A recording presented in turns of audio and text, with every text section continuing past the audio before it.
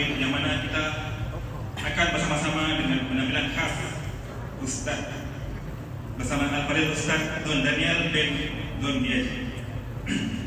Penceramah yang dinyatakan khas dari Semenanjung Malaysia oleh pihak penganjur, iaitu pelaksukan dan rekreasi kekitangan Lembaga Pelabuhan Bintulu di Masjid Darul Makmur Kampung Jepang.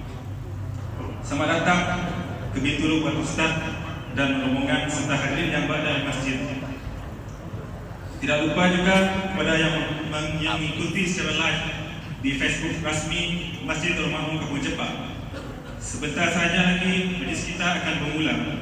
Oleh itu, selaku pihak pengurusan masjid, ada beberapa perhatian penting yang ada sebelum majlis bermula. Pertamanya, telefon bimbit hendaklah sentiasa dalam keadaan silent sepanjang majlis berlangsung. Yang kedua, untuk makluman, lokasi tandas berada di sebelah kanan saya. Kepada yang berhajat, silakanlah. Okey, Ustaz, sabar ya. Okey, tanpa melengahkan masa, kita teruskan program kita pada hari ini dengan sesi kuliah materi kita yang bertajuk Setiap Insan Dilahirkan Sempurna, yang akan disampaikan oleh Al-Fadhil Ustaz Don Daniel bin Don Biaji. Sebelum itu, saya nak berkongsi sedikit info profil Ustaz. Nama penuh diberi Ustaz Don Daniel bin Don Biaji. Berumur 38 tahun, berasal dari Pulau Pinang, telah berkahwin satu kali. Betul tak? Lulusan sarjana muda takhasus qiraat Mahad Qiraat Al-Azhar Syubra Mesir. Kemudian pensyarah Jabatan Tahfiz dan Qiraat Kolej Universiti Islam Selangor UIS Jami. Kemudian pengacara rancangan 30 minit bersama Ustaz Don di TV Al-Hijrah. Okey, saya ringkaskan Dan kini adalah Ketua Pegawai Eksekutif Agami Grup Sedia Berkat.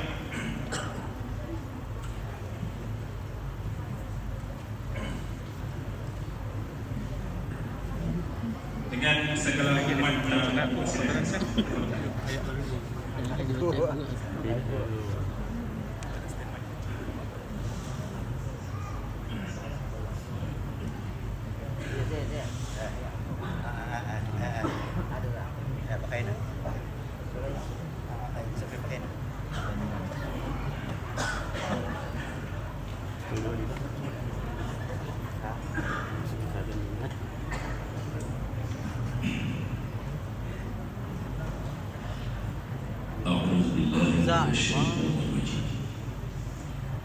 Bismillahirrahmanirrahim. Assalamualaikum warahmatullahi wabarakatuh. Waalaikumsalam warahmatullahi wabarakatuh. Alhamdulillahi rabbil alamin. Wassalatu wassalamu ala asyrafil anbiya'i wal mursalin wa ala alihi wa sahbihi ajma'in. Subhanaka la ilma lana illa ma 'allamtana innaka antal alimul hakim.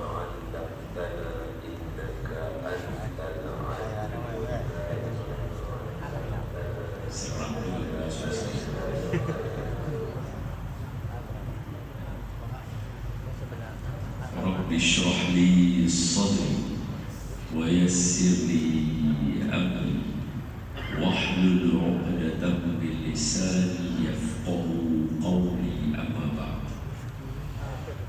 Fa ya ibadallah ittaqullah, usikum wa iyaya bitaqwallah, faqad faza al-muttaqun. Qala Allah Ta'ala fi kitabihil karim, a'udzu billahi minasy syaithanir rajim. Ya ayyuhalladzina amanu taqullaha haqqa tuqatih wa la tamutunna illa wa antum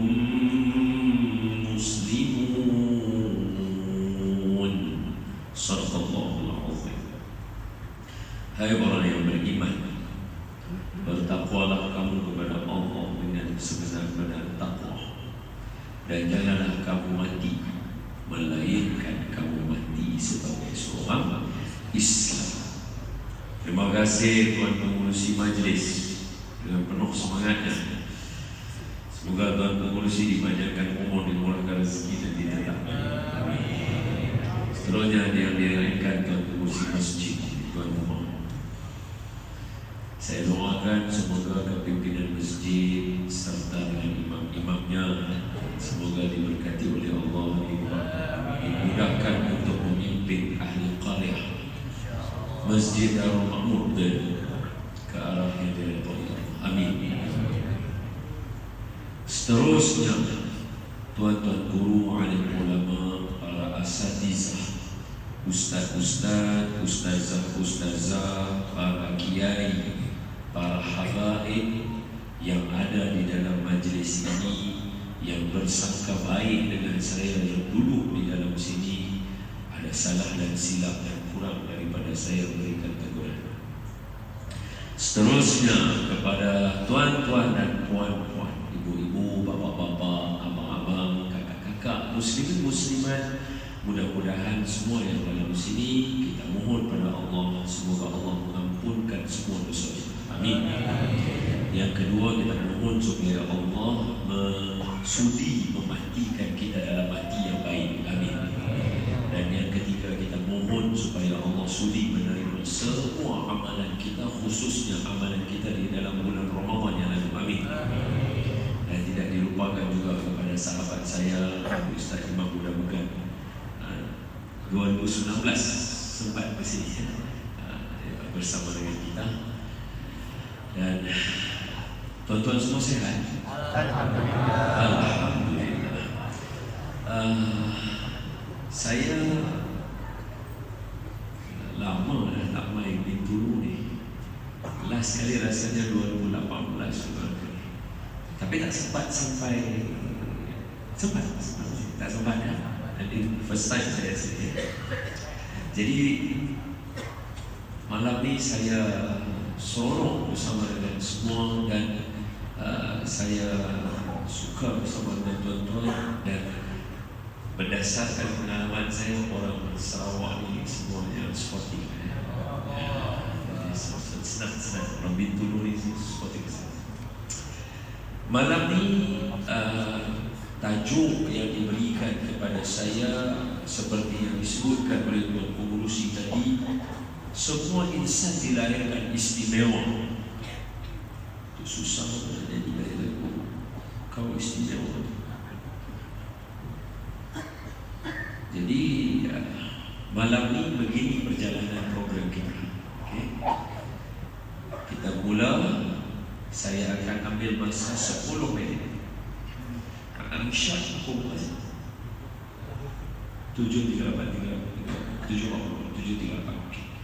So saya akan ambil masa 10 minit yang pertama. Ada perkara penting yang saya nak cerita dekat tuan-tuan. Yang saya cerita 10 minit ni, kalau sepanjang saya baca kitab ni nanti tuan-tuan tak dapat pun tak apa. Ambil yang 10 minit yang pertama. Very important. So 10 minit yang pertama saya akan ambil untuk uraikan perkara penting tuan-tuan. Lepas itu kita akan mula dengan Al-Fatihah. Kita akan baca doa, baru kita masuk tajuk. Okay. So hari ini saya akan syarah daripada hadis 40 Imam An-Nawawi, hadis yang keempat. Nanti siapa ada handphone kalau nak cari hadis boleh. Hadis keempat Imam An-Nawawi, dapat tajuk malam ini. Habis kita syarah, kita selesai, kita sembahyang Isya. Sebelum itu kita berhenti azan Isya dulu. Kemudian kita sambung. Baik, ketika azan Isya nanti, saya nak tuan-tuan beri perhatian kepada Imam Buddha Megan, kerana beliau akan saya nak beliau sebagai orang yang alim di kalangan kita menyampaikan satu amalan para ulama kepada tuan-tuan ketika menyebutkan azan asyhadu anna Muhammad Rasulullah. Kebanyakan ulama-ulama akan menyapu mata mereka. So hari ini amal itu akan diskusikan oleh Imam Buddha Megan, tapi dengan syarat masa tengah azan. Azan Isya itu Tuan-tuan perhatikan Imam muda-muda berdiri. Saya pegang mikrofon untuk beliau. Beliau buat, tuan-tuan ikut. Nanti di hujung saya minta beliau sampaikan bacaannya satu persatu. Tuan-tuan rakam, jadikan amalan supaya mata terang, supaya mata bawa kereta pun elok, insya-Allah. Supaya apa lagi? Nanti Ustaz Imam muda pegang cerita. Okay. Jadi habis azan Aisyah sambung balik kuliah. Habis kuliah Imam muda pegang sampaikan amalan bacaan satu-satu. Habis sembahyang Isya bagi salam, zikir, doa, jangan bangun lagi. Kita baca surah Al-Mulk sama-sama malam ini. Kemudian baru kita beransur. Boleh? Masih buka kepada cadangan. Cadangan tidak ditutup. Rasanya sebenarnya setuju kan? Boleh setuju? InsyaAllah khair. Okey. Baik, teman-teman. Pukul 10. Saya nak ikut selesai. Lepas ni kita ada match besar ni. Kasut pun dah tukar. Tak percaya. Takkan saya cakap bohong pula. Tapi bukanlah saya syarah ni cepat semana main bola dah. Ibu-ibu, ayah-ayah yang saya kasih sekalian, 10 minit yang pertama, okey? Beri perhatian yang elok. Dengan semoga dia menjadi bekalan yang baik untuk kita di akhir zaman. Menjadi kebiasaan setiap kali memulakan majlis ilmu, setiap kali baca Yasin, habis malam Jumaat, esok malam waktu hari Malaysia tu, hari Jumaat, habis malam Jumaat tu ada majlis la ilaha illallah, esok kita majlis syakir. Semoga Allah menerima amin. Menjadi kebiasaan nak baca Yasin, nak baca tahlil, ataupun duduk di rumah baca doa selamat, ataupun panggil orang baca doa kesyukuran, ataupun nak mengaji ilmu, mesti guru-guru akan duduk depan, ataupun khalifah atau imam akan kata macam ini, ila hadrati Nabi sallallahu alaihi wasallam, ataupun al-Fatihatu ila Rasulillah, ya, akan disebutkan macam itu. Maknanya segala amalan kita nak hadiahkan kepada orang. Soalan, adakah perbuatan itu boleh? Tapi tuan-tuan jangan takut, jawapannya boleh. Saya bukannya tahu Wahabi ke apa, saya memang cuma saya tanya soalan bukan untuk lawan. Saya tanya soalan untuk perhatian. Okey? Jangan takut, saya akan bagi jawapan satu-satu. Tuan-tuan jangan takut. Apa yang tuan-tuan buat itu semua betul. Saya nak cerita saja. Cuma selama ni bila orang tanya sampai ke tidak, kita nak jawab tak tahu apa dalil dia. Malam ni saya bagi jawapan dia bukan ayat Quran, bukan hadis. Sebaliknya salah satu cabang daripada rukun Islam. Jadi senang tuan-tuan hafal. Sampai kepada anak cucu, bukan sungguh-sungguh amalan dia. Okay? Sekali lagi. Jadi amalan kita tadi yang semua pada malam ini kita nak buat, kita nak hadiah pada orang lain. Bolehkah amalan macam tu? Soalan dia. Baik, kalau kata boleh, sampai ke pahala tu, memang jawapan kita sampai. Tapi soalan dia, sampai ke? Ada ke orang mati mai bagi tahu kita balik kata, ya amalan sampai? Tak ada. Habis tu dalilnya mana? Itu soalannya. Okay, boleh faham? Sekarang saya nak bagi jawapan. Tuan tengok, hafal jawapannya betul-betul, tanam elok, insya-Allah. Apa saja amalan kita mulai daripada hari ini, niatnya tak ada masalah pada siapa saja. Tengok ini.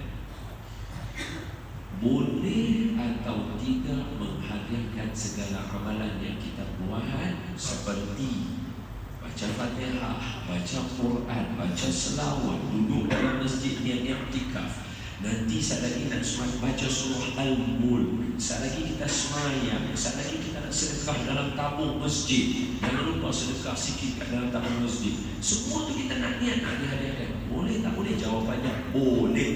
Sampai tak sampai? Jawapannya sampai. Apa dalil dia? Tengok elok. Dalilnya ialah badal haji. Dalilnya ialah badal haji. Baik, kenapa badal haji? Macam ni, tengok saya. Sekarang bulan Safar. Sebelum bulan Safar, bulan Muharram, kita sambut tahun baru Hijriah. Sebelum tu kita ada sambut Zulhijjah. Kita ada bulan haji. Ada kan orang Bintulu pergi haji, ada kan? Mesti ada. Yang tak pergi haji, tuan-tuan tengok program saya di TV1 betul. Salam Baitullah tu ada tu. Mudah-mudahan ada saya. Kita bincang haji. Masa musim haji, selain orang buat haji, ada satu ibadah yang orang buat yang nama badal haji ataupun upah haji. Satu orang meninggal dunia, atau sakit tak boleh buat haji, satu orang tolong buat haji kepada dia. Boleh? Tuan-tuan tengok saya bagi cerita. Contoh, ini contoh saja. Tuan pengurusi jumpa saya. Assalamualaikum Ustaz Don. Waalaikumsalam. Saya kata, ya tuan pengurusi. Kata, ingat dari pengurusi Darul Makmur. Ya, saya ingat. Ustaz Don, boleh minta tolong? Ya, boleh. Tolong apa tu? Tolong buatkan badal haji boleh? Boleh, saya kata. Sebab syarat apa badal haji itu, nak buat haji dulu. Saya dah buat haji dah. Boleh dah tu. Ya, boleh. Tuan pengurusi salah. Jadi saya pun nak buat haji kepada ahli keluarga tuan haji yang meninggal dunia. Jadi seorang meninggal dunia, saya pun pakai kain ihram di KLIA. Sebab si orang itu, saya orang KLIA belah sana, jadi saya KLIA. Pakai ihram KLIA. Naik teman-teman, terbang sampai di bumi Mekah. Saya pun tawaf. Sebab buat umrah dulu baru haji. Itu namanya haji tamattu. Haji ada 3, tamattu, qiran, ifrad. Biasanya haji qiran, haji ifrad ni Maulana aja yang buat. Kita yang maulena ni buat yang senang kan. Nak duduk dalam ihram lama tu seram. Saya beritahu kat Tuan Pengurusi, saya buat haji tamattu. Boleh. Jadi saya pun mau umrah dulu. So saya take kapal terbang dari negara lain. Sampai Mekah, saya tawaf. Saya sa'i. Kemudian saya cukur kepala, botak kepala. Tahallul. Tunggu hari Arafah. Tunggu hari Arafah 2-3 hari. Masuk hari Arafah, pakai balik ihram, pergi ke padang Arafah untuk berwukuf. Telefon tuan pengurusi. Assalamualaikum tuan pengurusi. Ya Ustaz, saya dalam perjalanan untuk menuju ke Arafah untuk berwukuf. Baik. Tolong doakan untuk saya dan jemaah semua dapat haji yang mabrur. Baik tuan pengurusi cakap. Saya okey. Sampai padang Arafah subuh, saya berdoa, ya Allah, berkatilah Allah yang meninggal dunia. Dia nak dapat haji, punya haji yang mabrur. Sampai maghrib. Bila maghrib malam saya bermabit di Muzdalifah, Mina, jalan pergi Mekah balik, tawaf lagi sekali, sa'i lagi. Lepas dah buat yang tawaf haji, sa'i lagi semua, cukup lagi sekali, 2 kali botak kepala. Rambut habis di melontak Jumratul Ula, Jumratul Wusta, Jumratul Aqaba. Bismillah ya Allahu Akbar. Saya melontak Bismillah ya Allahu Akbar. 3 jumrah, 11 hari tasyrik, 12, 13. Selesai kerja haji, habis balik terbang ke Bintulu saya. Baik. Assalamualaikum Tuan Pengurusi. Waalaikumsalam. Saya dah sampai Bintulu. Tuan Pengurusi di mana? Saya di masjid. Tunggu saya sampai. Jumpa Tuan Pengurusi. Tuan Pengurusi, ini air Zam-Zam. ini tasbih, ini sajadah, ini kurma, ini kacang cerdik. Oh, lupa satu lagi, ini sijil badan haji. Sijil tu dia tulis dengan Bismillahirrahmanirrahim. Dengan ini dia ada tulis nama telah naik haji. Soalan, nama siapa ditulis? Nama saya atau nama almarhum? Nampak macam tak yakin tu. Sekali lagi dalam sijil tu ada nama. Ni ayah-ayah jawab dulu. Sekali lagi saya tanya ibu-ibu pula. Nama siapa yang ditulis naik haji? Nama saya atau nama almarhum? Almarhum. Ibu-ibu, dalam sijil badal haji itu dia tulis nama. Nama siapa? Nama saya atau nama almarhum? Ada suara perempuan garang.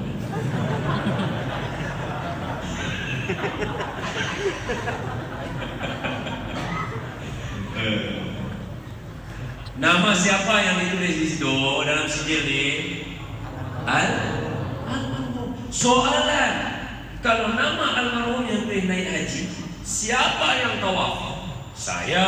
Siapa yang sa'i? Saya. Siapa yang botak kepala 2 kali? Saya. Siapa yang berwudu di Arafah? Saya. Siapa yang bermalam di Muzdalifah? Saya. Siapa bermalam di Mina? Saya. Siapa yang melontar jumrah? Saya. Yang naik haji siapa? Almarhum. Kalau satu orang lain beribadah, orang lain tak boleh dapat apa-apa dan tak sampai, badal haji tidak sah sepatutnya. Boleh faham? Boleh faham? Jadi kalau banyak orang datang ke masjid lalu makmum ditanya, bolehkah hadiahkan amalan pada orang lain? Boleh tak boleh? Boleh tak boleh? Sampai tak? Apa dalilnya? Badal haji. Itu jawapannya. Badal haji satu daripada rukun Islam. Rukun Islam kan naik haji. Kalau satu orang tak boleh buat, orang lain tak dapat. Macam mana boleh buat badal haji pada orang lain? Dapat haji atau jadi boleh Jadi selepas ini, bila malam Jumaat, bila ada amalan, bila ada perhimpunan, baca sungguh-sungguh, niatkan seberapa banyak nak niat, supaya orang yang kita niat dapat terang kubur mereka, luas kubur mereka berkat bacaan kita. Ila hadratin Nabi Mustafa Rasulullah sallallahu alaihi wasallam. Niatkan bacaan Al-Fatihah, segala amalan yang kita buat pada malam ini, i'tikaf kita, majlis ilmu kita, niatkan segala kebaikan dan keberkatan yang ada pada malam ini, yang ada pada orang soleh, yang ada pada tuan imam, yang ada pada jemaah, yang ada pada anak-anak kecil yang tidak melakukan dosa yang baik pada malam ini, yang daripada penuntut-penuntut ilmu, pelajar-pelajar, student-student yang barakah hidup mereka. Semua kita niatkan pada malam yang penuh keberkatan ini. Pertama, niatkan hadiah kepada junjungan Nabi kita, Nabi Muhammad sallallahu alaihi wasallam. Yang kedua, kepada ahli keluarga baginda, isteri-isteri baginda, sahabat-sahabat baginda. Kemudian seterusnya kepada sekalian kaum muslimin muslimat, mukminin mukminat, kepada ibu bapa kita, datuk nenek kita, moyang kita, guru-guru kita, para masyayikh kita, jiran tetangga kita, ahli qaryah Masjid Darul Makmur. Niatkan juga kepada sekalian ahli keluarga kita, semuanya yang dahulu daripada kita ataupun yang masih ada dengan kita. Tambah sikit malam ni. Bukan senang nak himpun ramai-ramai. Barangkali ada tok wali dalamnya, ada keberkatannya. Niatkan semoga segala amalan itu dengan berkat kita Al-Fatihah malam ini dan semua kebaikan yang kita buat, andai ada di dalam majlis kita ni yang sakit, Allah sembuhkan penyakitnya. Andai ada di dalam sini yang berhutang, Allah mudahkan langsakan hutang. Andai ada malam ini yang tersepit antara dua dilema, dia tak tahu nak buat yang ni, nak buat yang ni, nak pergi sini, tapi tak tahu. Dia tak tahu. Habis majlis dia kedua aja, Allah bagi jalan kepada dia. Andai ada di dalam sini yang soleh-solehah. Andai ada malam ini ibu-ibu, ayah-ayah yang nak menerima cahaya mata dan nak menerima zuriat, atuk-atuk nak menerima cucu, semoga kalian dan juga kita semua dikurniakan anak zuriat cucu-cucu yang soleh-solehah. Berkat pada bacaan malam ini dan juga perhimpunan dan juga segala kebaikan yang ada pada malam ini, niatkan andai ada di kalangan kita yang mungkin Allah ambil nyawanya, semoga dimatikan dalam mati yang baik dan mematikan kita dalam mati yang tidak baik. Dan niatkan tambahan lagi pada malam ini supaya yang mana semua sehat malam ini yang baik, dijauhkan daripada segala bala, dijauhkan daripada segala penyakit, termasuk juga yang menonton di alam maya. Dan juga tambahan satu lagi, andai betul ada pilihan raya dalam waktu terdekat atau bila-bila, semoga Allah kurniakan kita pemimpin-pemimpin yang soleh, pemimpin-pemimpin yang tawadhu, pemimpin-pemimpin yang benar dan amanah. Al-Fatihah. A'udzu billahi minasy syaithanir rajim. Bismillahirrahmanirrahim. Alhamdulillahi rabbil alamin. Ar-Rahmanir Rahim. Maliki yaumiddin. Iyyaka na'budu wa iyyaka nasta'in. Ihdinas siratal mustaqim. Siratal ladzina an'amta 'alaihim ghairil maghdubi 'alaihim waladdallin. Amin. Bismillahirrahmanirrahim. Allahumma iftah 'alaina hikmataka waj'al 'alaina min khazain rahmatika ya arhamar rahimin. Walhamdulillahi rabbil alamin. Amin. Suatu hari ada seorang lelaki, masanya zaman dia kecil, dia budak sekolah rendah. Dia pergi sekolah, dia pergi sekolah tu, balik seperti biasa. Bila dia balik seperti biasa, dia pergi sekolah, balik sekolah, pergi sekolah, balik sekolah. Bila dia balik, mak dia akan sambut dia. Orang dulu-dulu di zaman lama dulu, kebanyakan orang perempuan tak kerja, duduk di rumah saja. Sekarang pun masih ada, Masya Allah, tu dia bagus membesarkan anak. Jadi dia dulu dia tunggu anak dia balik. Bila anak dia balik bersambut, lama tu satu hari anak dia balik, dia jumpa mak dia, dia salam, peluk mak dia. Dia cakap kat mak dia, "Mak, hari ni cikgu ada bagi surat. Cikgu ada bagi surat dalam beg saya." Bagi kat mak dia. Mak dia pegang, mak dia baca surat tu, mak dia menangis. Dia semai. Anak ni dia tengok mak dia nangis. Mak saya nangis. Mak saya nangis. Dia kata, "Mak, siapa mak nangis?" Mak dia kata, "Cikgu tulis surat bagi tahu kata kamu anak yang baik di sekolah. Kamu ni terlalu cerdik sehingga kan sekolah biasa tak mampu didik kamu. Jadi cikgu kata, ibu didik kamu supaya kamu jadi berjaya." Budak tu sombong. Mulai daripada hari itu, mak dia didik dia, ajar dia, bentuk dia. Lama-lama dia jadi manusia yang dewasa, manusia yang hebat, manusia yang luar biasa, memberi kesan kepada manusia hari ini. Mak dia pun meninggal dunia. Bila mak dia meninggal dunia, dia balik ke rumah mak dia suatu hari nak tengok rumah lama. Tiba-tiba di satu frame gambar tu, dia nampak ada sebis kertas. Dia tarik kertas, surat yang dia bagi kat mak dia dulu. Dia kata, kerana surat ni ya Allah, mak saya didik saya jadi orang hebat, bagi saya boleh manfaat pada masyarakat. Dia buka surat itu. Bila dia buka, dia pula menangis. Kenapa? Dalam surat itu dia tulis, cikgu tulis nama mak dia, tulis tentang anak, signature cikgu bawah. Sebab surat rasmi sekolah. Apa cikgu tulis? Puan, tolong jangan hantar anak puan ke sekolah. Anak puan adalah pelajar yang bermasalah. Dia mendatangkan kacau kepada kawan-kawan. Guru yang mengajar susah nak bentuk dia, dia tak akan jadi belajar sampai bila. La ilaha illallah. Luar biasa ibu. Akhirnya dia adalah manusia yang menciptakan lampu untuk semua. Allahu Akbar. La ilaha illallah. Penting kan? Penting. Sebab tu ada satu cerita tentang penjual pemilik ikan. Sini tahu ikan kelisa, ikan arwana. Itu ikan mahal ya, ikan arwana, ikan ada bau ya. Saya dulu belah ikan tu. Dulu masa saya belajar, masa tu zaman tu kawan-kawan saya belah. Saya pun tengok dia seronok dia, saya pun belah kat situ.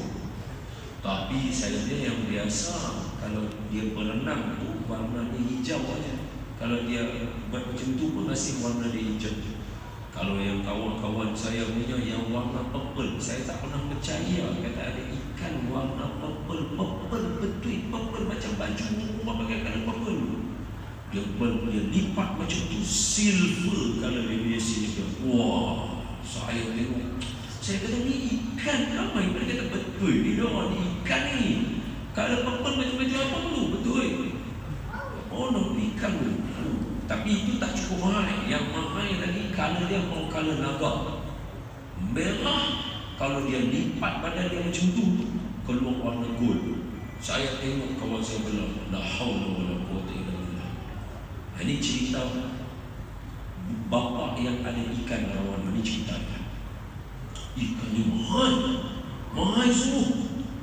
Seingat saya masa tu tahun 2004, kawan saya belah yang warna merah, bukan besar mana pun, panjang ni dia, panjang ni dia, besar ikan, panjang, solid, cantik. Dia punya dagu dia macam sombong sikit. Dia punya ikan.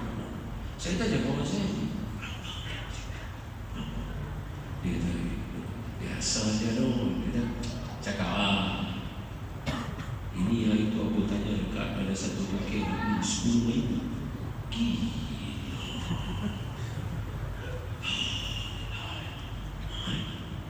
Cerita dia macam ni. Ada seorang bapa, dia bela ikan rawana ni yang kalau merah cantik ni. Jadi bapa ni dia nak ajar anak dia erti hidup. Jadi dia kata dekat anak dia, wahai anak aku, sini. Bapa anak dia kata, ya ayah, apa? Ni, ambil ikan ni. Gambar. Pergi dekat pakcik yang jual ikan, yang selalu mai jual ikan. Tanya dia berapa dia nak beli. Budak dia pun, pakcik tu mai, Assalamualaikum, waalaikumsalam, pakcik. Ni ya, ada ikan kelisa ni, warna macam ni. Bapa pakcik nak beli. Dia kata, Allah, hang jual ikan bukan boleh nak makan sana. Aku jual ikan orang makan. Bagi kat aku 50. Kan mahal dah aku kalau nak beli. Nak buat apa? Tak boleh jual. Aku tak ada apa lagi. Nak potong nak bagi sama 50 sudah. Budak tu balik. Ya, dia kata 50. Ayah dia kata, okey, sekarang ambil gambar yang sama. Pergi tanya dekat kedai ikan. Bapa dia nak jual aquarium ni kedai. Oh, Assalamualaikum, salam pakcik. Ni ikan ni bapa nak cek. Wah, hang boleh mana ikan ni? Ni betul ikan ni kan gambar Google saja. Dia kata betul ni rumah saya punya, ayah saya punya. Bapa pakcik nak beli ikan ni, kalau jual mahal lah.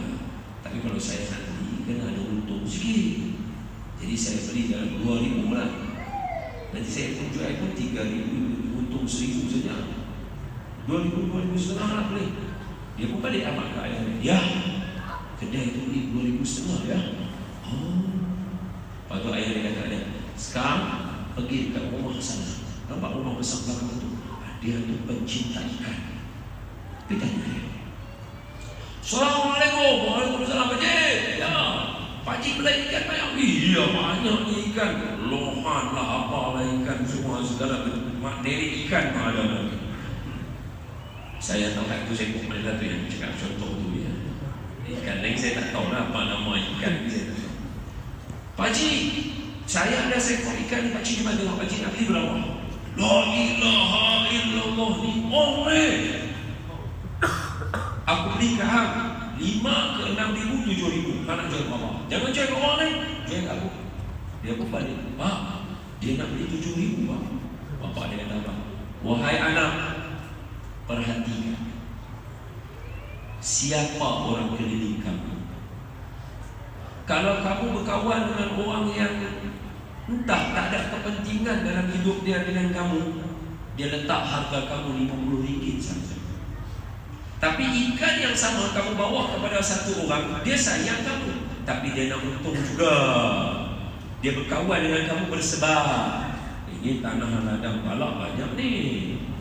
Ada kawan orang macam ni, dia hargai kamu sini, tapi dia lepas tu dia boleh jual kamu. Tapi kalau kamu jumpa dengan orang yang mencintai kamu, sayang kamu, harga diri kamu, dia beli kamu dengan harga 7 ribu. Jadi seorang manusia ni yang istimewa untuk diri dia sendiri dan siapa kelilingnya. Kalau dia duduk dengan orang yang lebih kurang, dia pun akan rasa diri dia lebih kurang. Dia tengok cerita yang lebih kurang, benda-benda lebih kurang, dia pun akan rasa diri dia lebih kurang. Tapi kalau dia duduk dengan orang-orang yang luar biasa, orang-orang yang hebat, orang-orang masjid, orang sebagainya, kamu ni pandai azan, suara sedap ni, esok jadi jaga masjid kita. Oh, dia suara ini masa depan pada Bintulu ni bagus dia. Oh, dia jadi macam tu. Jadi pada malam ni, ni azan ni. Maafkan saya. Maafkan saya. Nak naik. Kita bagi laluan pada azan. Tuan-tuan tengok imam muda bukan? Perhatikan ya. Saat lagi dekat asyhadu anna Muhammadan Rasulullah. Sila.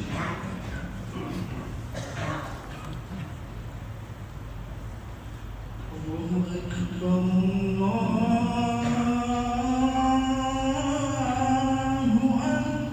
Allahu Akbar.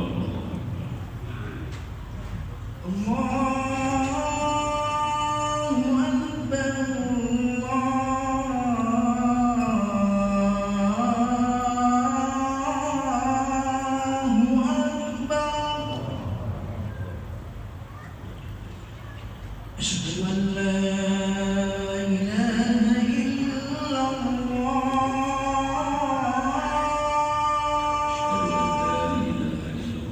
Ini untuk amalan buat dulu. Asyhadu an la ilaha illallah.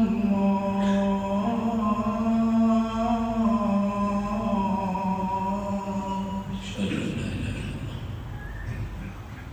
illallah. Asyhadu anna Muhammadar Rasulullah.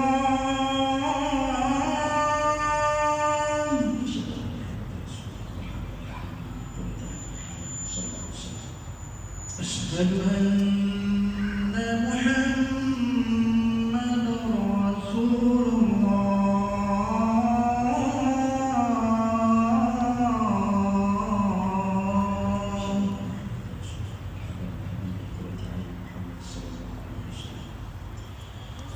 حي على الفلاح.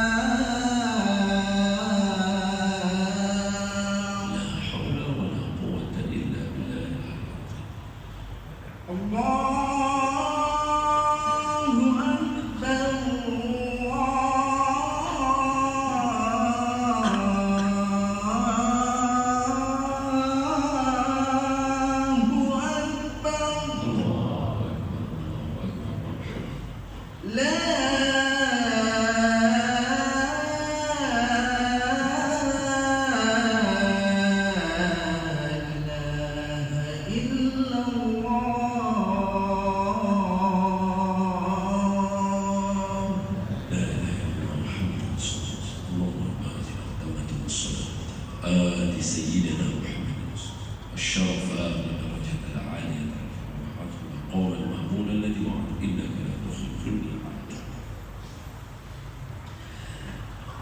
Tuan-tuan sempat tengok tadi?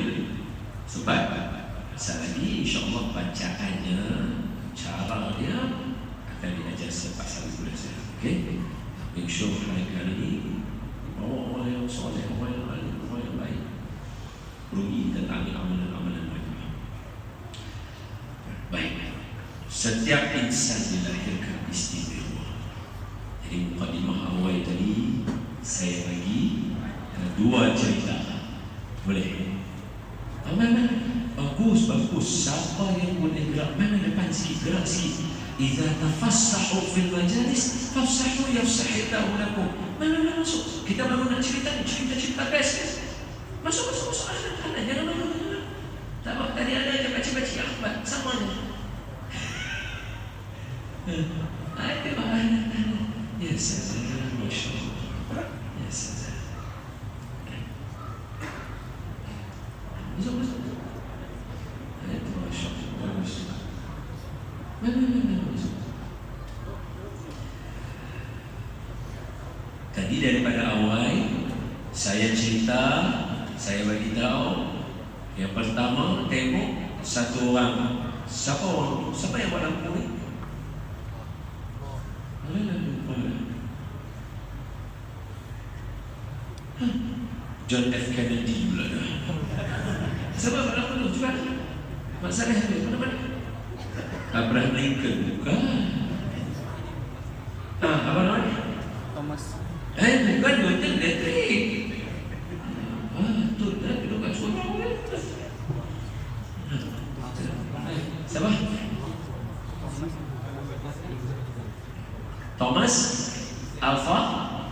Thomas Alva Edison.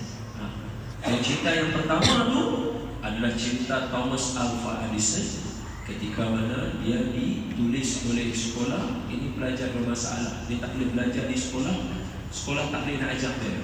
Tapi ibu dia ada jiwa yang luar biasa. Sebab apa? Sebab setiap orang lahir dia istimewa. Mak dia tahu yang tu. Mak dia ajar dia betul-betul. Tengok sampai nanti Allah luar biasa. Yang kedua, saya cerita dengan tuan-tuan, nak tahu sejauh mana nilai diri kita. Kita sendiri tahu kita istimewa, tapi nak tahu dia, tengok siapa kita berkawan, siapa orang keliling kita. Kalau orang yang sentiasa membangga semangat kita, jaga kita, sayang kita, insya-Allah diri kita pun akan hargai diri kita. Tapi kalau kita berkawan dengan orang yang dia sendiri tak sayang diri dia, itu selalu saya pesan kat semua orang. Apa pesanan saya? Jangan takut kalau ada orang tak suka kita. Sebab orang nak suka diri dia sendiri pun susah. Macam mana dia nak suka pada kita? Hari ini manusia nak sayang diri dia sendiri pun susah. Macam mana dia nak sayang manusia lain? Betul kan? Sebab itu jangan risau kalau ada orang tak suka kat kita, orang mengata kita, tak ada masalah. Itu saya nak cerita. Cerita ini berkait sungguh dengan hadis yang saya nak bawa pada tuan-tuan ini. Jadi saya minta izin saya baca. Tuan-tuan suka yang mana? Baca sikit Arab terus cerita, atau baca Arab sampai habis lepas tu baru cerita. Arabnya panjang je. Saya ikut tuan-tuan. Baca Arab semua bila habis baru cerita. Betul? Wah, ini luar biasa. Ini betul lah. Sini banyak. Mekah dekat, Jordan dekat sini. Mekah dekat sini ya. Allahu Akbar. Qala musannif rahimahullah taala, dan berkata Imam An-Nawawi mengarang kitab ini, al-hadits ar-rabi'u, hadis yang keempat. An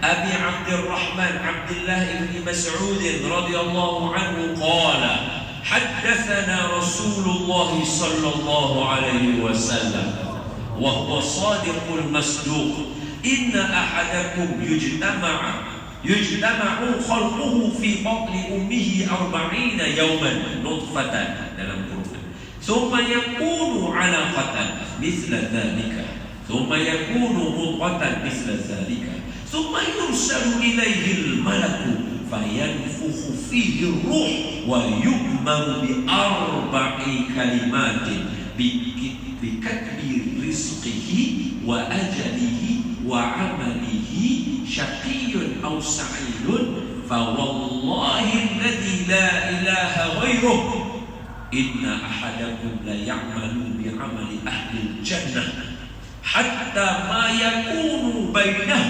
وبينها إلا ذراع فيسبق إليه الكتاب فيعمل بعمل أهل النار فيدخلها وإن أحدكم لا يعمل بعمل أهل النار حتى ما يكون بينه وبينها إلا ذراع فيسبق عليه الكتاب فيعمل بعمل أهل الجنة فيدخلها رواه البخاري والمسلم.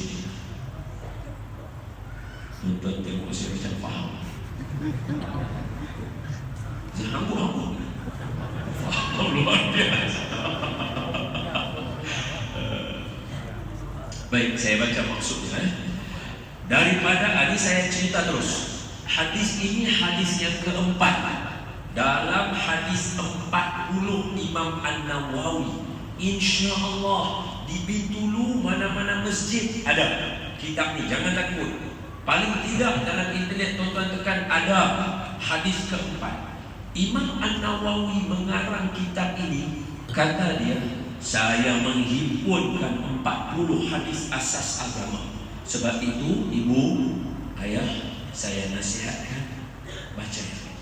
Baca tak faham, tak faham, baca sekali lalu, kita akan tahu agama kita. Ini asasnya. Yang keempat, hadis pertama tentang niat. Hadis kedua tentang adanya iman, adanya syariat, rukun iman, rukun Islam dan ihsan akhlak. Hadis ketiga tentang rukun Islam, syahadah, sembahyang, puasa, zakat, haji. Hadis keempat hari ini punya cerita. Tajuk dia apa? Tajuk dia ialah setiap orang lahir istimewa. Rupa-rupanya 1400 tahun yang lalu Nabi dah cerita dah sebagai asas agama setiap orang istimewa. Orang Bintulu tambah-tambah kampung sini, jangan rasa rendah diri sangat. Orang Sarawak banyak memberi kesan dalam kehidupan. Berapa ramai ulama-ulama daripada Sarawak, luar biasa keadaan mereka berlawan. Sehingga waktu pemerintahan Bruk pun ada ulama-ulama Sarawak yang bertahan sehingga hari ini ada banyak madrasah. Tuan-tuan tak percaya? Tuan-tuan tengok, ini bukan negeri ya. Sarawak ni negeri ke negara? Dia tengok dah besar masa Semenanjung. Negeri. Yang saya nak bagi contoh ni negara. Tuan-tuan tengok Spanyol. Spanyol dulu Islam, sekarang tak Islam. Spanyol bukan Islam kan? Atas tuan-tuan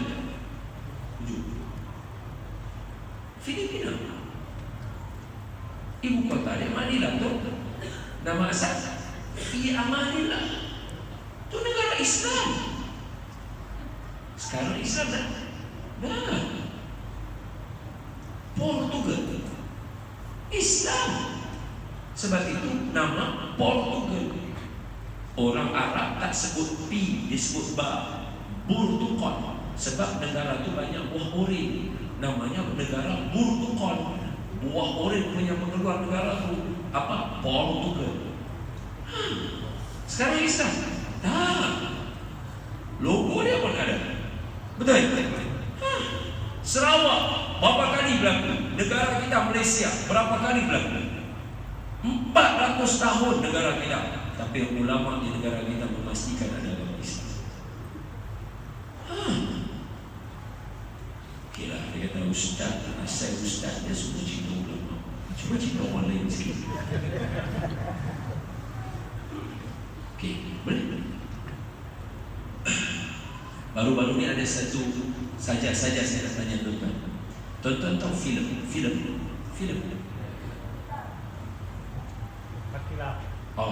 Makilau dia. Semangat betul. Saya nak tanya tuan-tuan. Sebuah filem antara selain daripada pelakonnya bagus, dia punya kamera dia bagus, siapa antara orang yang paling penting dalam pembikinan sebuah filem yang bila orang nak tengok siapa yang buat dia? Bukan director. Sebab itu kita kenal director Ahmad. Penting. Disebabkan ada director Ahmad Ismu keluar seniman. Betul. Seorang director penting untuk sebuah filem. Paling tidak pun makilah. Asal directornya orang lain, kemudian dia ambil siapa jadi? Ahmad Syamsul, betul? Tengok cerita dia jadi macam mana? Luar biasa. Betul?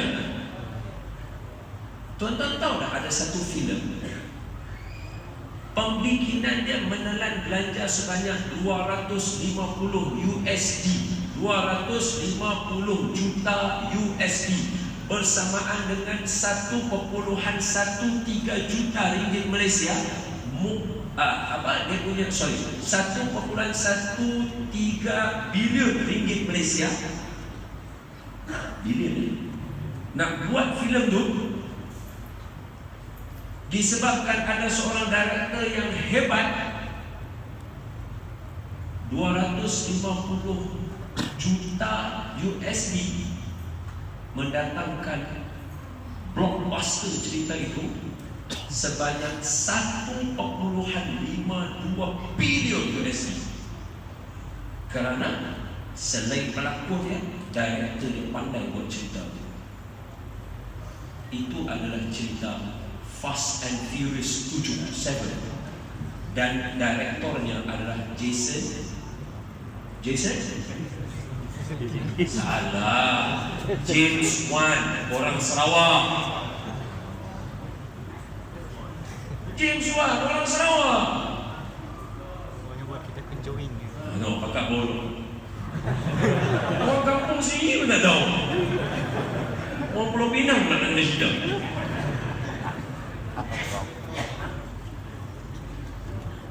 Disebabkan dia mempunyai track record yang bagus. Namanya James Wan, orang Sarawak, kelahiran Sarawak 1977 dia lahir. Dia buat cerita. Tak apa, nanti tuan-tuan balik carilah. Kan nampak macam menggalakkan orang movie pula. Disebabkan, saya sebut dulu, disebabkan dia berjaya menghasilkan beberapa filem yang bagus. Pada time nak menghasilkan Fast Furious yang ke-7 tu, dahlah Fast Furious ke-7 tu berlaku pula malapetaka. Pelakon utama meninggal dunia aksiden. Macam mana nak settlekan cerita bagi habis? Nasib baik ada orang Sarawak buat cerita. Modal 250 juta, ulangan 1.52 bilion USD tadi. Orang Sarawak. Jangan rendah diri sangat. Orang Sarawak banyak memberi kesan kepada, bukan sahaja kepada industri atau pendidikan agama, pada dunia.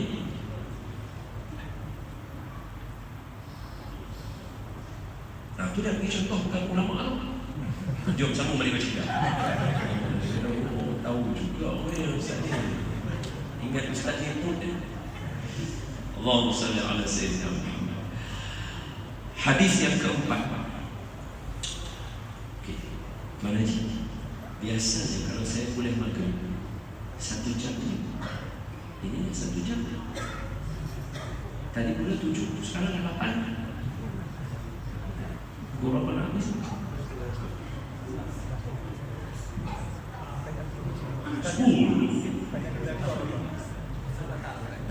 Futsal batal. Jangan. Sekarang saya suruh ngomong. Allahumma salli ala sayyidina. Kod hidung ke bawah, kod hidung ke bawah. 49. Okey lah. 8 10. Apa baca hadis dulu lah. Tajuk pun tak masuk begini. Nabi cerita dekat kita. Tengok ayat dia.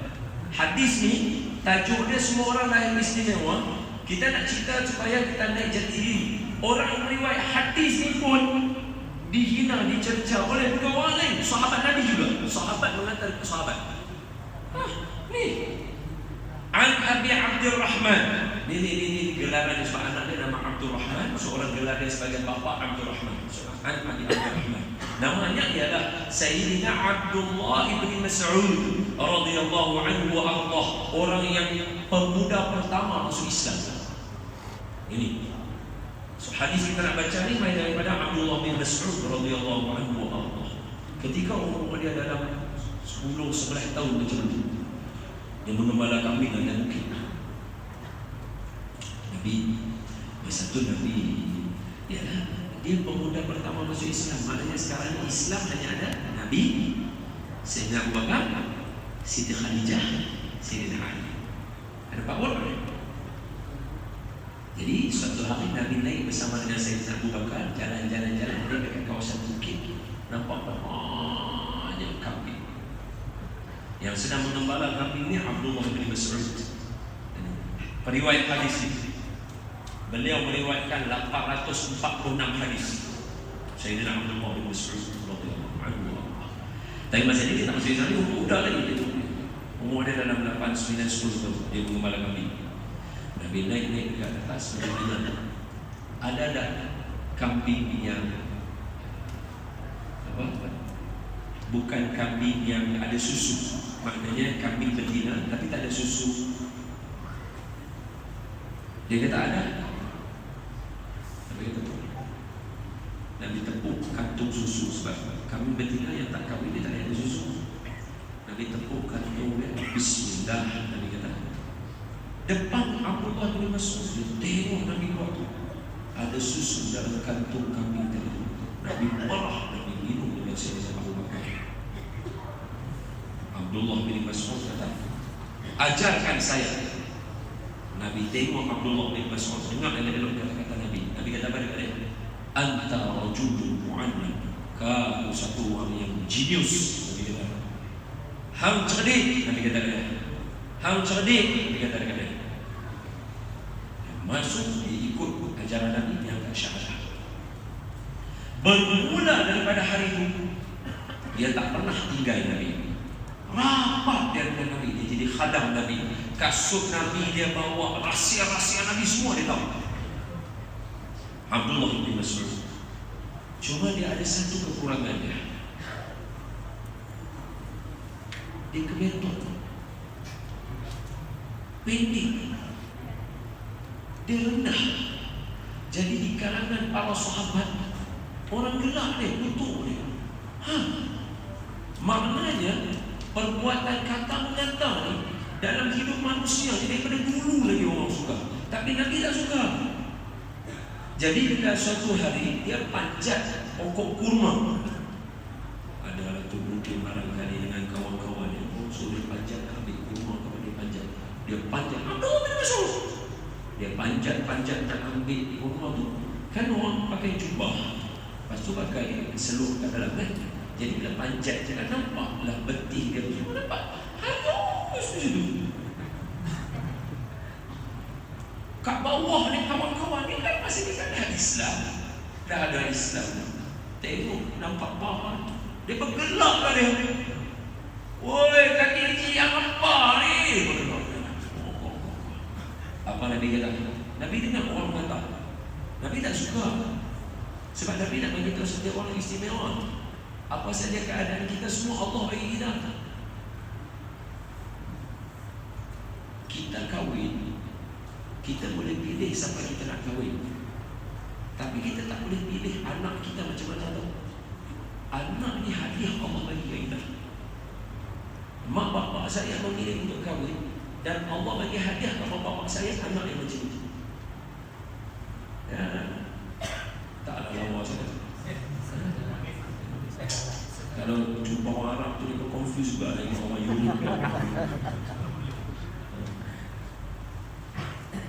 Sama juga macam tuan-tuan. Tuan-tuan adalah anak daripada ibu bapa tuan-tuan. Maknanya tuan-tuan adalah hadiah daripada Allah kepada mak bapak tuan-tuan. Takkan Allah salah. Nabi tak suka perangai macam tu, merendah-rendahkan hadiah yang Allah bagi. Apa Nabi kata? Nabi kata, jangan ketawakan dia. Kaki dia yang kecil itu lebih berat daripada bukit Uhud. Allah. Ya Allah. Ya Allah. Lebih berat daripada bukit Uhud.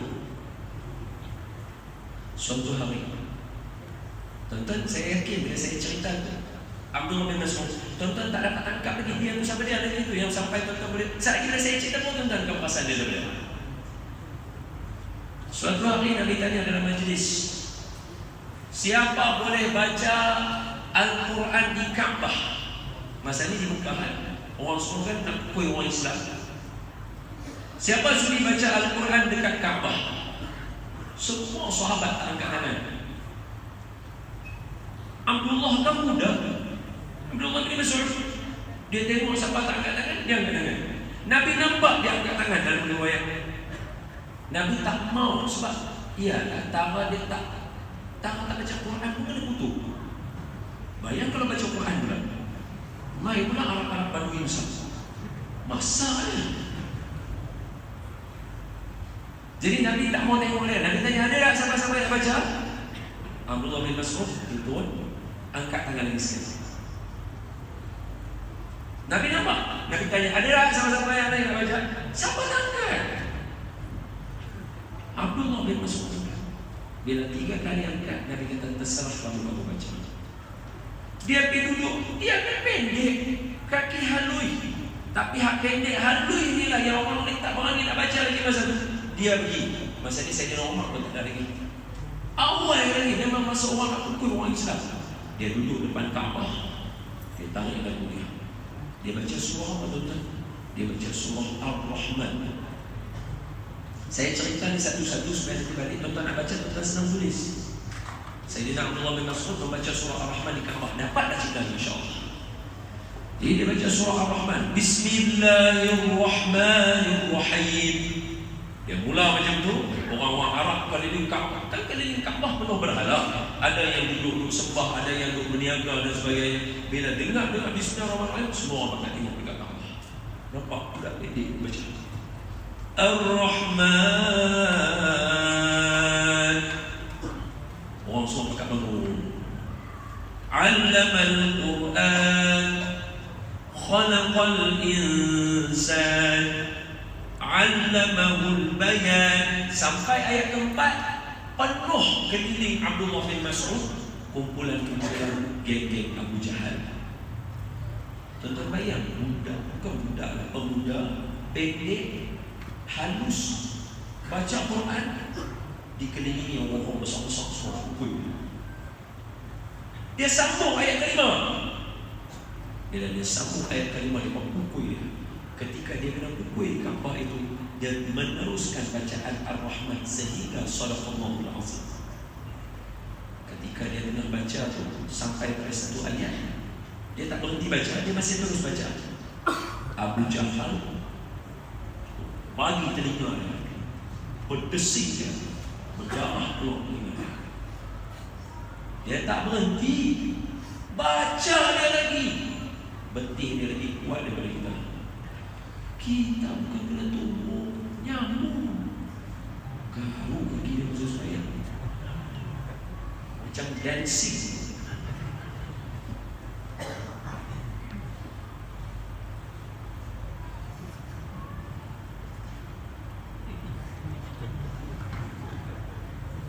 Sebab itu kaki dia lebih berat daripada kaki. Tak sama kita. Bila dah habis Sadaqallahul Azim surah Ar-Rahman, dia jalan balik, melelong. Nabi nampak dia, telinga dia berdarah. Nabi pegang dia. Nabi kata, okey. Nabi kata, telinga akan dibalas dengan telinga. Maknanya siapa bagi telinga yang berdarah, dia akan dapat balik balasan dia. ketika peperangan Badar. Ini ketika peperangan Badar. Siapa bunuh Abu Jahal? Abdullah bin Mas'ud. Hak yang tinggi-tinggi semua tak lawan. Dia yang lompat atas Abu Jahal. Ketika mana datang dua orang budak, Sayyidina Mu'az dan Mu'awiz, yang pukul kaki Abu Jahal. Seorang bagi kanan, seorang bagi kiri. Tengah duduk atas kuda, kena kaki dia berdarah. Jatuh Abu Jahal. Bila jatuh ke tanah, dia tak boleh bangun. Datang Abdullah bin Mas'ud radhiyallahu anhu wa Allah. Dia naik atas Abu Jahal, dia tekankan tangan dia di atas dada Abu Jahal. Abu Jahal nampak dia, kan Abu Jahal yang bunuh dia. Abu Jahal kata, engkau kebentot ni yang membunuh aku.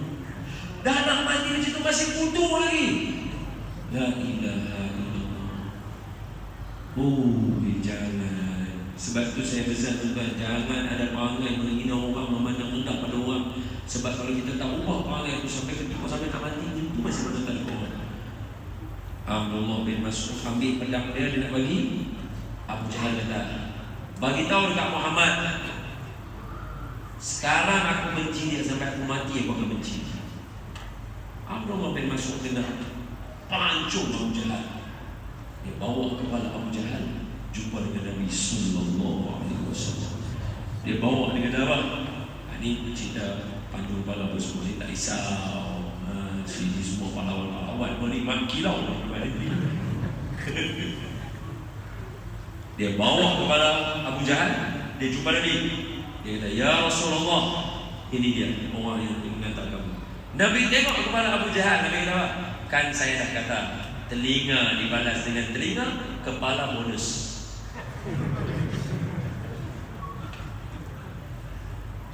Apa? Setiap orang dilahirkan istimewa. Saya tak Nabi ajar. Dan hadis ini banyak daripada Sayyidina Abdullah bin Mas'ud. 8-10 sama lagi. Yes. Kata Abdullah bin Mas'ud radhiyallahu anhu wa Allah, haddatsana, telah sampai kepada kami dari Nabi sallallahu alaihi wasallam. Apa Nabi kata? Nabi kata, sesungguhnya, ini maafkan saya dah. Ni kalau nanti ada pengajian hadis 40 di masjid ni, ustaz mana-mana buat, minta syarahkan yang Shadiqul Masduq. Saya tingkai perkataan tak syarah, kalau saya syarah itu banyak pula lagi. Shadiqul Masduq itu Nabi sallallahu alaihi wasallam. Jadi kenapa Shadiqul, kenapa Masduq? Itu panjang, maafkan saya secara jujur saya tinggalkan yang itu. Nanti kalau tuan-tuan mengaji hadis keempat ni kat masjid, nanti tanya, tunggu, ini apa maksud Shadiqul Masduq? Dia ada cerita dia, kenapa Nabi nya Sayyidina Abdullah bin Mas'ud menggelarkan Nabi Shadiqul Masduq. Itulah kita baca tu, la ilaha illallah Muhammad, la ilaha illallah al-malikul haqqul mubin Muhammadur Rasulullah. Shadiqul wa'adil amin. Shadiqul, ini Shadiqul Masduq. Aduh. Kenapa katakan Nabi macam tu? Dia ada syarah dia, dia ada cerita dia. Tapi saya minta izin semuanya, saya rangkau, maafkan saya turun je masuk kepada hadis Nabi itu. Nabi kata, yang ni nanti kalau nak lagi sedap masa maulid Nabi, syarah ni, ini sifat Nabi, misalnya satu benda yang kita baca dalam maulid Nabi, baca, tanda penota. Ini tanggungjawab dia bagi kita sama ni. Tuan pengurusi. Nampak cemas? InsyaAllah boleh ya. Okay. So saya dah serahkan ya ahli khariah. Nanti minta tuan pengurusi carikan ustaz syarahan ya. Boleh ya? Maafkan saya. Jadi apa Nabi kata? Sayyidina Abdullah bin Mas'ud kata, Nabi beritahu dekat kami, inna ahadakum, setiap daripada kita semua dikumpulkan di dalam perut ibu kita selama 40 hari fasa pertama. Lepas 40 hari terbentuk pula satu lagi 40 hari pula lepas tu. Saya rangkau lagi bentuknya alqah. Semua saya rangkau, saya tak syarah ni. Kemudian 40 hari lagi, 120 hari, maknanya berapa? 4 bulan. Sebab itu orang-orang tua-tua kata bila dah cukup 4 bulan ada ruh, belum dah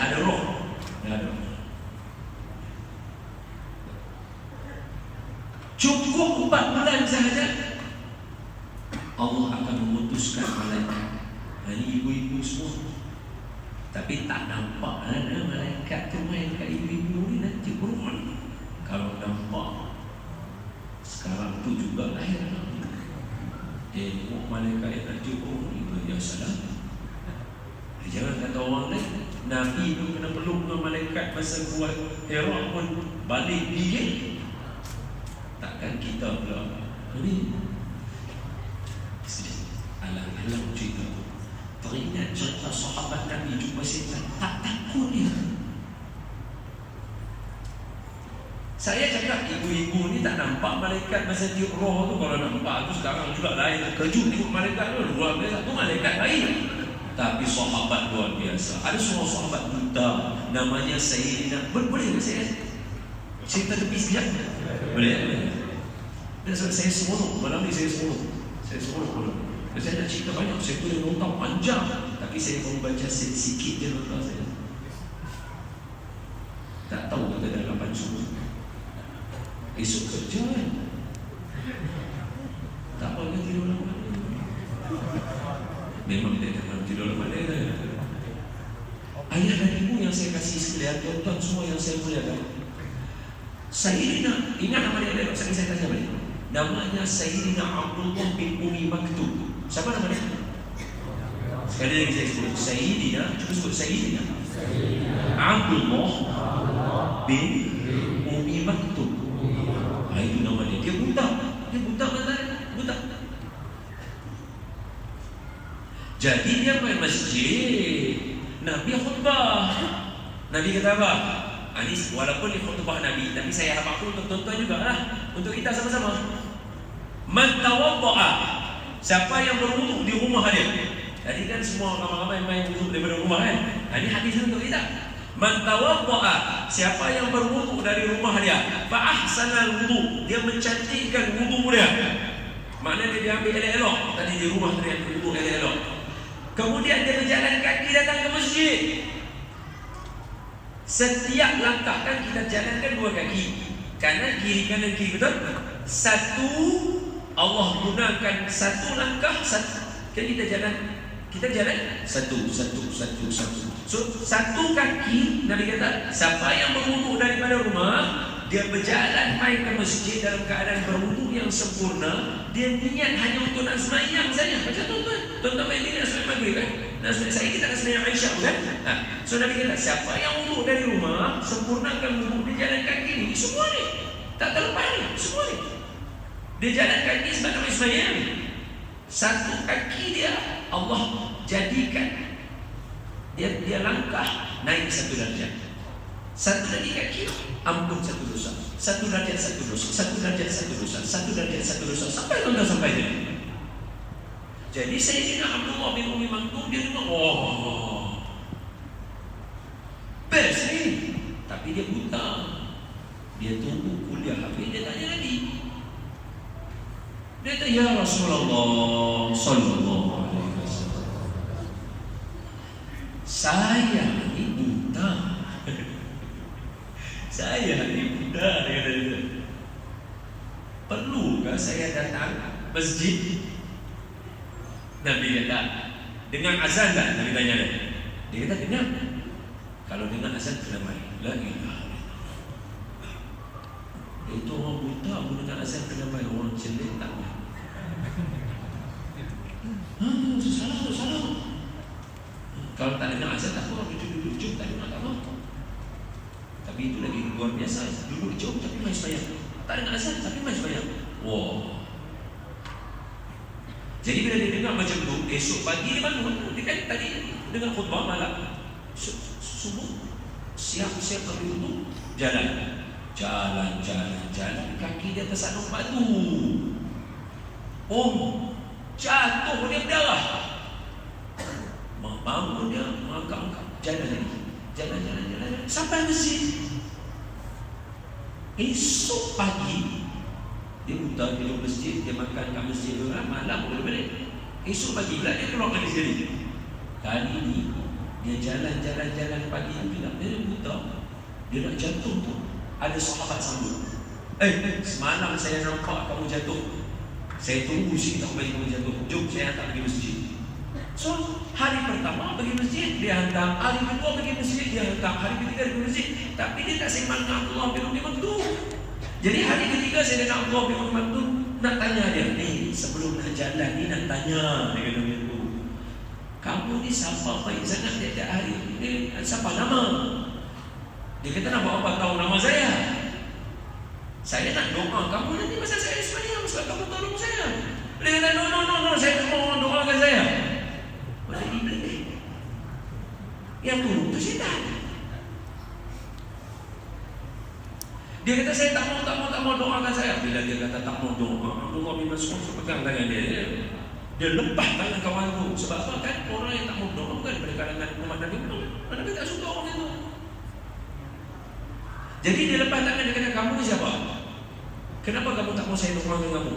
Kamu ni siapa bagi tahu saya? Bila dia kata, kan ni buta, dia tak nampak. Wah tu, kamu tu cakap, saya ni iblis. Dia dengar dengan iblis, dia kata, kenapa kamu tolong saya? Ya Allah, berani ya sahabat. Cuba bayang orang itu dulu. Mana jalan belakangnya yang gelap tu? Mana masuk saya tak apa, saya tak sebenarnya. Ni nama siapa? Tak payah tahu lah. Abang lah, saya iblis. Ya. Tak semayang dah apa itu? Sahabat buta dengar dengan iblis. Tanya dia, kenapa tolong saya? Kata iblis, hari pertama masa kamu jatuh tu, Allah ampun semua setengah dosa kamu. Saya takut Allah ampun lagi setengah dosa kamu, nanti tak ada geng dalam neraka. La ilaha illallah. Dia ingat sahabat ni apa? Setan ni. Sahabat semua ahli syurga. Tapi nak apa? Walaupun dia tahu sahabat semua ahli syurga, setan dia tak berhenti dah hasut para sahabat. Kalau setan tak berhenti hasut para sahabat, kalau sahabat bin Tulu takkan dia hasut. Oleh itu wahai saudara-saudaraku, jaga diri, sentiasa pelihara diri, saling nasihat menasihati antara satu sama lain. Jangan pandang rendah pada orang. Setiap orang istimewa. Setiap orang istimewa. Kalau tuan-tuan katalah ditakdirkan Allah kendai saya masa saya kecil, tuan-tuan takkan sangka saya jadi orang macam mana saya jadi kali ini. Dulu masa saya jadi ustaz, awal-awal dulu bila saya pergi sekolah, cikgu-cikgu sekolah sampai kata, kami ingatkan orang lain yang jadi ustaz, Don yang jadi ustaz ni. Ya salam.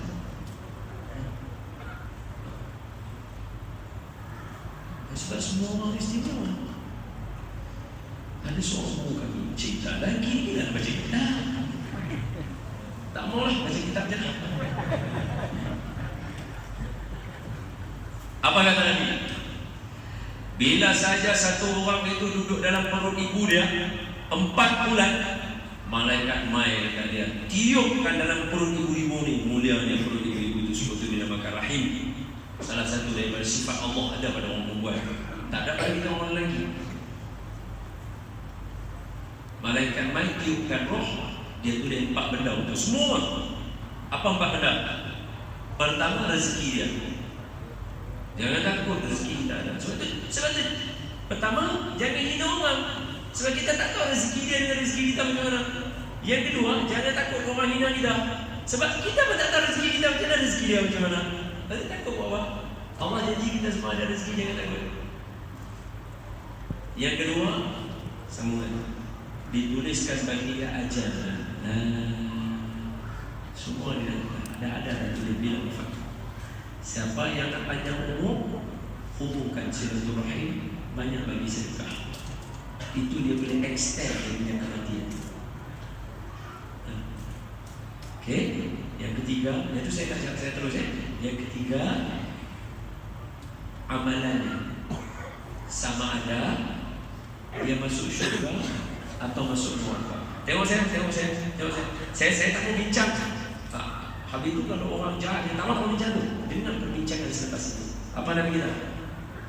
Semua orang kita ni Allah dah tulis dah dia masuk syurga atau masuk neraka. So kita tak tahu. Allah dalam ilmu Allah tahu segala benda. Lepas tu Nabi beritahu contoh, Nabi kata apa? Ada satu orang seumur hidup dia beramal dengan amalan ahli syurga. Lagi sejengkal. Kata saya baca 2 kali, saya buat je. Baik, lagu buat baik dah. Saya baru tadi masa baca hadis ni dah. Lalu tu saya buat lagu tu sejengkal, betul? Ini saya baca syarah. Nabi kata apa? Ada satu orang dia buat amalan ahli syurga, selalu main masjid dan sebagainya. Lagi sejengkal dia dengan mati itu nak sampai, tiba-tiba dia beramal dengan amalan ahli neraka. Mati dia masuk neraka. Jangan. Itu contoh mula dari ini. Yang kedua, ada orang seumur hidup beramal dengan amalan ahli neraka. Lagi sejengkal dia nak mati, dia dengan kematian tu lagi sejengkal sikit je.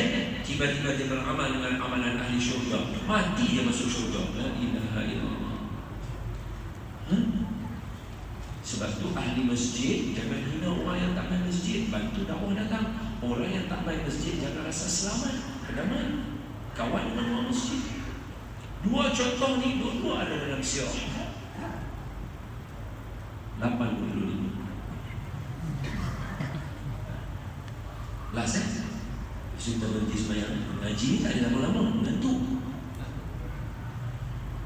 Ayah dan ibu yang saya kasih sekalian abang-abang, 2 contoh last saya bagi menggambarkan keadaan siapa pun dalam masjid ni hari ini kita belajar satu je yang diajar oleh ulama-ulama ahli sunnah. Apa dia?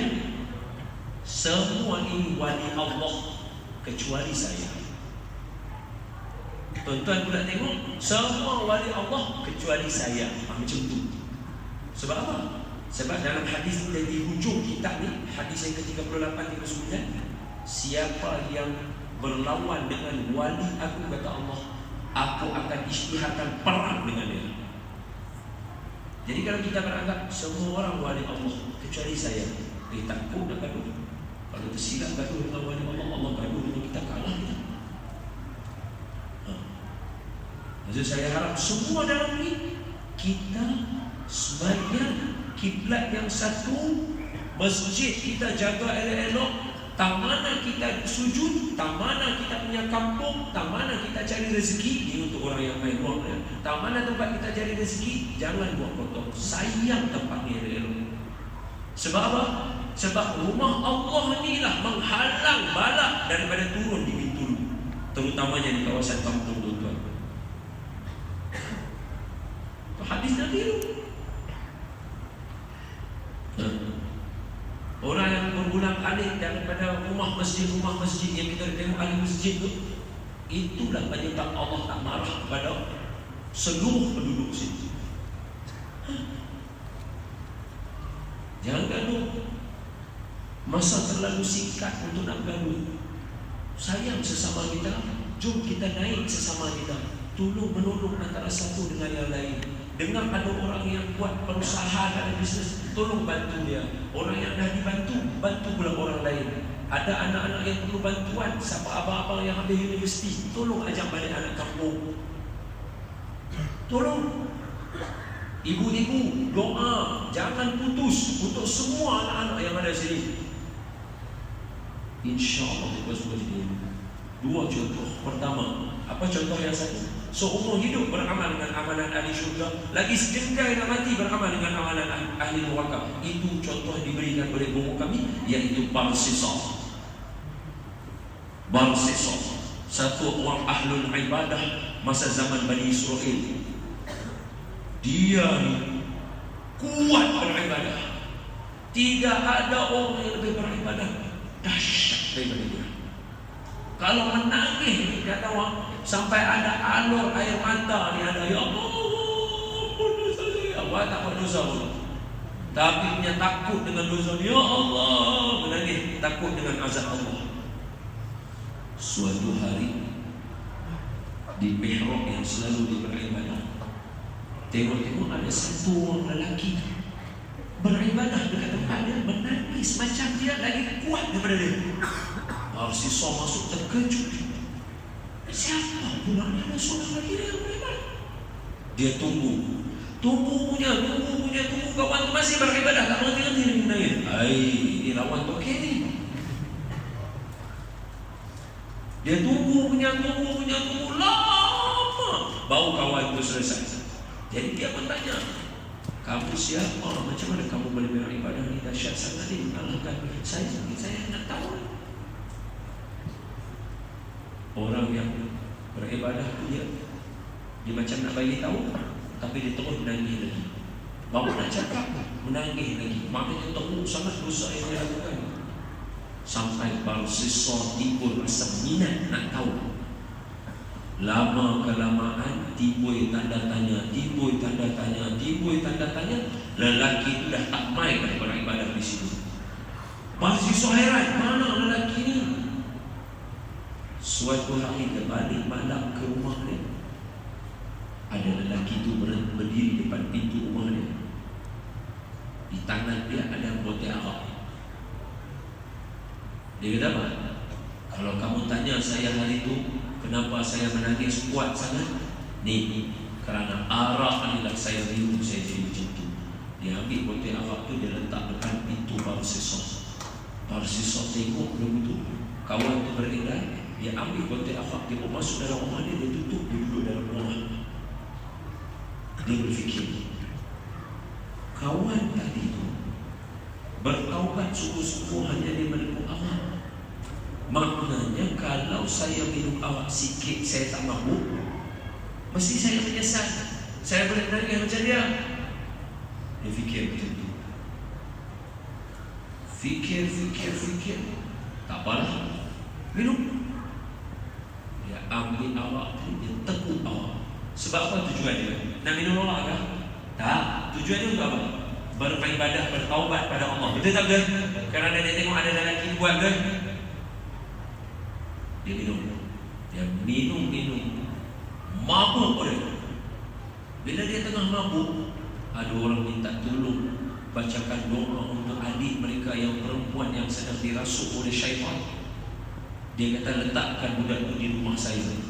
Bila letak di rumah dia mabuk. Dia rungkul perempuan tadi. Bila dia rungkul, perempuan tu menjerit.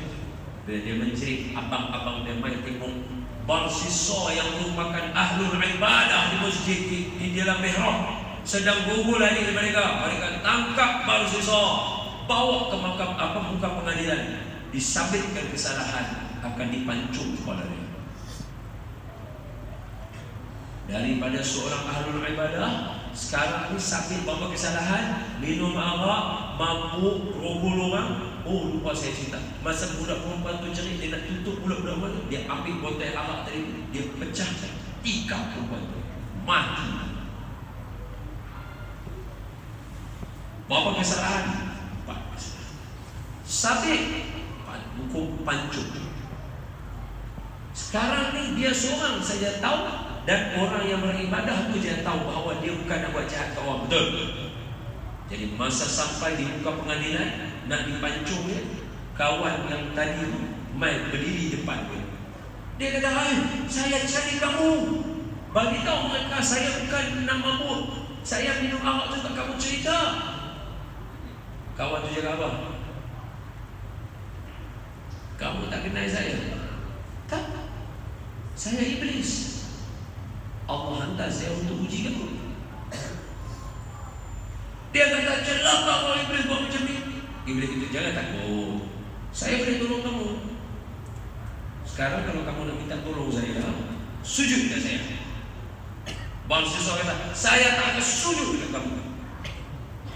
Iblis kata, tak apalah, kalau macam tu saya tak boleh tolong, tapi tak payah sujud.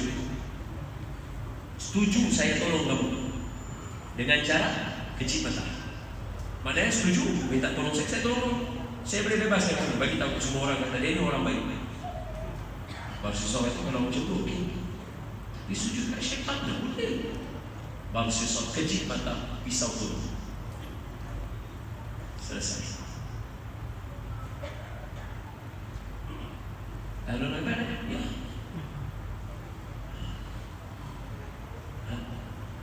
Cerita yang kedua, orang yang beramal dengan ahli neraka, hari ini namanya disanjung sebagai seorang imam yang mulia. yaitu Imam Malik bin Dinar. Lepas tu kita tak boleh pandang hina pada orang, kerana sayang semua. Nabi ajar kita sayang semua. Imam Malik bin Dinar, saya nak sebut nama dia, saya sebut Imam Malik bin Dinar rahimahullah ta'ala. Imam Malik bin Dinar ni asalnya dia meminum arak. Tega dia minum arak. Nak tunjuk kata tega dia minum arak. Dia suruh anak dia ambil arak untuk dia. La ilaha illallah. Dia ada seorang anak perempuan dalam 4 tahun itu yang kita boleh suruh dia ambil barang kecil. Hebat dia minum arak, sehingga suatu hari sedang dia minum, anak dia pegang tangannya, berhentikan dia. Seolah-olah anak kecil perempuan, dia anak perempuan. Kata, ayah tolong berhenti minum. Tersentak Imam Malik bin Dinar. Dia berhenti minum arak bermula saat itu. Dia seronok anak dia, dia sayang anak dia, dia berhenti ke anak-anak dia, dia seronok, kehidupan dia berubah. Dia bermain dengan anak dia, seronok. Ditakdirkan Allah, anak dia meninggal dunia.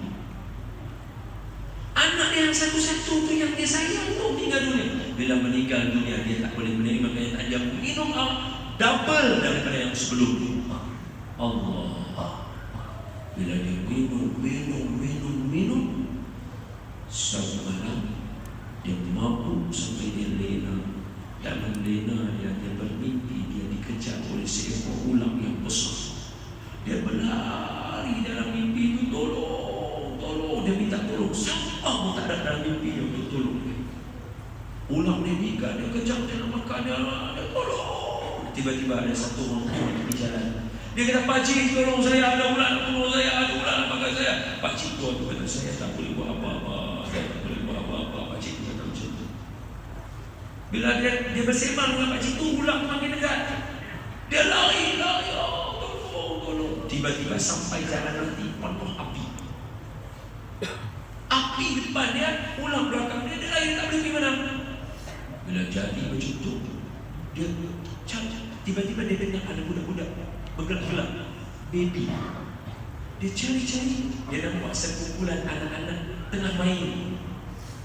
Di celah anak-anak tu dia nampak anak dia.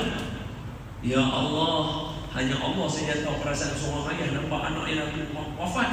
Dia rindu anak dia. Dia nampak anak dia, dia peluk anak dia. Dia jumpa anak dia peluk anak dia. Anak dia pegang, dia menangis ke anak dia, kata tolong ayah, ada ular kejar ayah. Bila dia cakap macam tu, ular tu ada dekat belakang. Bila dia toleh tengok ada ular, anak dia isyaratkan kepada ular tadi, hilang ular. Terkejut dia tak faham. Dia tanya, wahai anakku, ni apa? Anak dia kata, wahai ayah, ular yang kejar ayah itu adalah dosa ayah minum arak. Lelaki tua yang ada tepi jalan tadi itu adalah amal soleh ayah. Terlalu sedikit nak menolong ayah dengan dosa ayah minum arak. Bila dia dengar macam itu, sedap dia daripada situ, bertaubat dia. Akhirnya nama dia dimaktubkan sebagai siapa yang nak belajar menjadi orang yang soleh tawaduk, belajar daripada Imam Malik bin Dinar rahimahullah.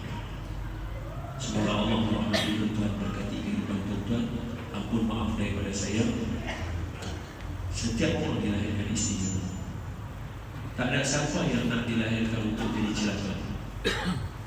Jangan terlalu rendah diri. Orang Sarawak saya dah cerita dia hebat-hebat. Dan saya cerita satu hadis untuk tuan-tuan tahu bahawa Nabi cukup sayang dengan semua umat manusia.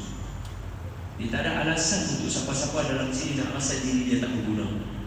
Semua yang dalam ini semuanya berguna. Disayang oleh Allah, disayang oleh Nabi Muhammad sallallahu alaihi wasallam. Pulanglah dalam keadaan membawa rasa Allah sayang kita, kasih kita dengan Nabi untuk meneruskan kehidupan kita yang seterusnya. Aqulu qawli hadza wa astaghfirullah al-azim li wa lakum. Assalamualaikum warahmatullahi wabarakatuh.